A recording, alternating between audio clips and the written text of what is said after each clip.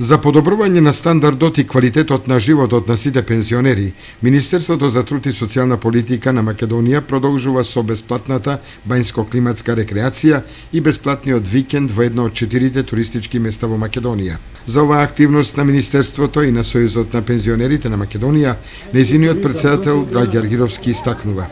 32.000 пензионери го користија до бенефит да присуствуваат на седмодневно бесплатно бањско рекреативно движење и соработка.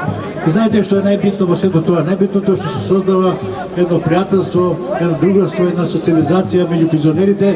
Во овој месец се реализира изголемувањето на пензиите во согласно со измените на законот на ПИОМ од октомври 2014 година, така што пензионерите за септември линеарно ќе добијат зголемување за 5%, односно по 630 денари од пензија.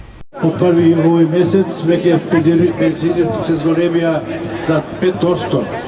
Тоа се линеарно зголемуваат на сите пензионери по 630 денари, бидејќи таква е одлуката уште на Собранието на Република Македонија од 27 декември минатата година, кога се донесе буџетот на Република Македонија за оваа година.